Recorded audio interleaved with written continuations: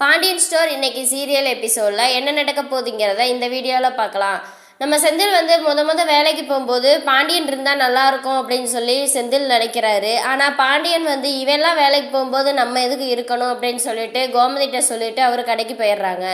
இங்கே என்னடானா பழனியும் சரவணனும் செந்தில் வழி அனுப்பி விட்டுட்டு கடைக்கு வர்றாங்க. கடைக்கு வர்றப்ப பாண்டியன் இருந்துட்டு, ஏண்டா உங்களுக்கு கடையை பற்றி கொஞ்சம் கூட அக்கறையே இல்லையா, இவ்வளோ நேரம் எங்கே போய் ஊர் சுற்றிட்டு வரீங்க அப்படின்னு சொல்லி கேட்டு சத்தம் போடுறாரு. சத்தம் போட்டு எனக்கு ஒரு முக்கியமான வேலை இருக்குது அப்படின்னு சொல்லிட்டு ஒரு வெளியே கிளம்பிடுறாரு.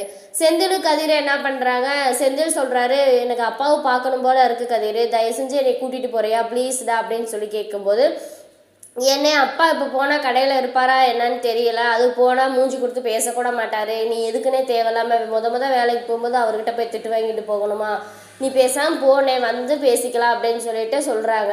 அதுக்கு இல்லை நான் அப்பாவை பார்த்தே ஆகணும் அப்படின்னு சொல்லிட்டு சொல்கிறாங்க.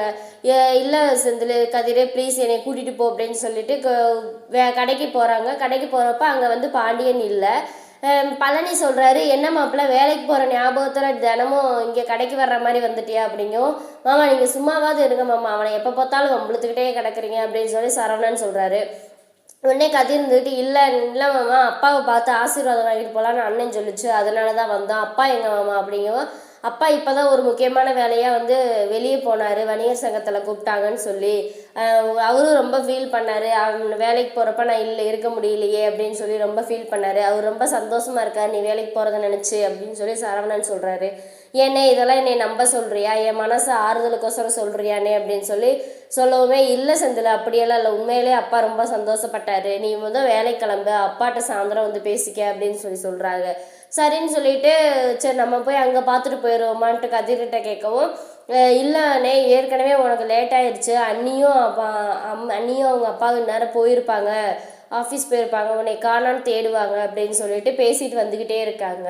இங்கே என்னடானா பாண்டியன் வந்து கோவிலுக்கு வராரு. கோவிலுக்கு வரவுமே என்ன விஷயம் அப்படின்னு சொல்லி அர்ச்சகர் கேட்கவுமேனு, இல்லை என் பையனுக்கு வேலை கிடச்சிருக்கு, அது கவர்மெண்ட் வேலை என் செந்திலுக்கு அப்படின்னு சொல்லவுமே அர்ச்சனை பண்ணணும் அப்படின்னு சொல்லிட்டு பண்ணிகிட்டு இருப்பாங்க.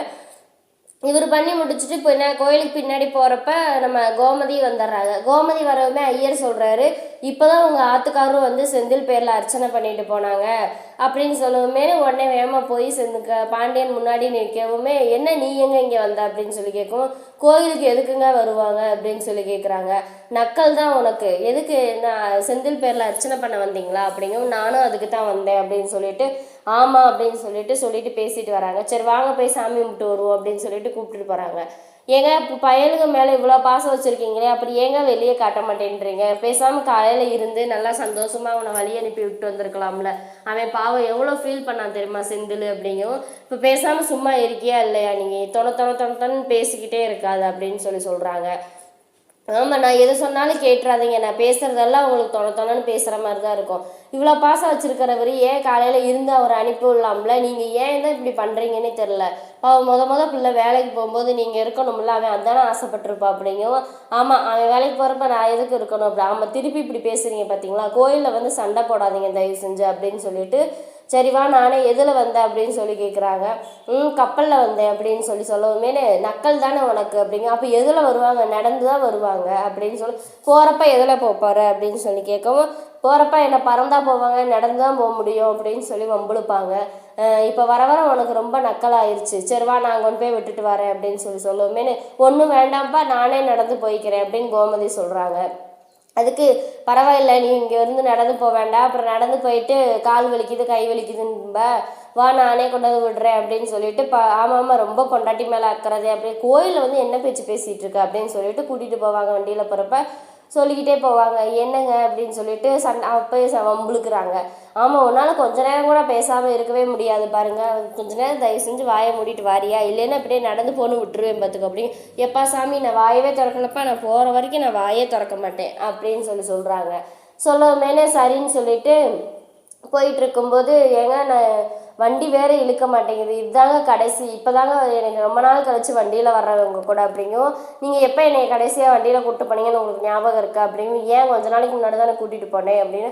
ஆமாம் அன்றைக்கி தான் ஓட்ட முடியாமல் ஓட்டி உழட்டி விட்டீங்களே அப்படின்னா, நான் எங்கே உழட்டி விட்டேன், நீ தான் உடம்பு வச்சு வண்டி இழுக்கவே மாட்டேங்குது அப்படிங்கும். ஆமாம் நீங்கள் சும்மா சொல்லுவீங்க, இப்போ தாங்க கோயிலுக்கு போகிறப்ப எங்கள் சொந்தக்காரங்க ஒருத்தவங்க என்னை பார்த்துட்டு 5 பிள்ளை பெற்று இன்னும் உனக்கு வயசே போகலை, அப்படியே சின்ன பிள்ளை மாதிரியே இருக்குது அப்படி. யார் அந்த அம்மாவுக்கு போய் கண்ணை செக் பண்ண சொல்லு, எவ்வளோ எருமை மாடு மாதிரி ஆயிட்டா அப்படின்னு சொல்லி வம்புக்கிறாங்க. ஏங்க உண்மையிலேயே வாங்க அப்படின்ட்டு வண்டியை விட்டு இறங்கிட்டு அதுக்கு ஒரு வழக்கடிக்கிறாங்க. சரி வா உட்கார், தயவு செஞ்சு வா வீட்டுக்கு போகலாம், நீ இன்னும் சின்ன பிள்ளை மாதிரி தான் இருக்குது அப்படின்னு சொல்லி சமாளித்து பாண்டியன் வீட்டுக்கு கூப்பிட்டு போகிறாரு. இங்கே என்னடானா செந்தில் கதிர் வழியில் வர்றப்ப நம்ம அரசி நிற்கிறாங்க. அரசி நின்று என்னண்ணே எல்லோரும் எனக்கு கவர்மெண்ட் வேலை கிடச்சிருச்சு, இங்கேயுமே எனக்கு ரொம்ப கையும் ஒல்ல காலும் ஒல்லனே, ரொம்ப சந்தோஷமாக இருக்குது, அதனால தான் சரி இந்த வழி தான் நீ வருவேன்னு தெரியும், அதனால தான் உன்னை பார்த்துட்டு போகலான்னு நின்றுருக்கேன் அப்படின்னு சொல்லுவாங்க. செந்தில் எதுவுமே பேசாமல் நிற்கும். எனக்கு தெரியும்னே நீ எதுவும் பேச மாட்டீங்கன்னு. சரி வீட்டில் எல்லோரும் ரொம்ப சந்தோஷப்பட்டாங்களா, எல்லோரும் நல்லா இருக்காங்களா அப்படிங்கும். நல்லா இருக்காங்க அப்படிங்க. கதிரியே அரசி நீ அங்கே நல்லா இருக்கிய அப்படிங்க. எனக்கு என்ன நீ அங்கே எல்லோரும் என்னை நல்லா பார்த்துக்கிறாங்க அப்படின்னு சொல்கிறாங்க. இங்கிட்டு பார்த்தா அப்புறம் கேட்குறாங்க, என்னண்ணே அப்பா தான் என்னை ஆசைப்பட்டு ஆசையாக வளர்த்தாரு, செல்லம் கொடுத்து, நான் தான் அவருக்கு சந்தோஷத்தை தேடி கொடுக்கல, நீங்களாவது சந்தோஷத்தை தேடி கொடுங்க அப்படின்னு சொல்லிட்டு பேசிகிட்டு இருந்துட்டு, சரிண்ணே என்னை வீட்டில் தேடுவாங்க நான் போயிட்டு வரேன் அப்படின்னு சொல்லிட்டு கிளம்பிடுறாங்க. அப்புறம் இங்கே ஆஃபீஸ் வந்துடுறாங்க. ஆஃபீஸ் வந்துட்டு வேலையெல்லாம் முடிச்சுட்டு செந்திலுக்கு ஐடி கொடுத்து அவருக்கு வேலையில் ஜாயின் பண்ணிட்டாங்க. மீனாவுக்கு அவங்க அப்பாவுக்கு கதிருக்கு எல்லாமே ரொம்ப சந்தோஷம், செல்ஃபி எடுத்து ரொம்ப ஜாலியாக என்ஜாய் பண்ணுறாங்க. இந்த நேரத்தில் பாண்டியன் அங்கே இல்லையே அப்படிங்கிற ஒரு ஃபீலிங் நம்ம செந்திலுக்கு இருக்குது. இதுக்கப்புறம் என்ன நடக்க போகுதுங்கிறத அடுத்த வீடியோவில் பார்க்கலாம். இந்த வீடியோ பிடிச்சிருந்தா மறக்காமல் லைக் பண்ணுங்கள், சப்ஸ்கிரைப்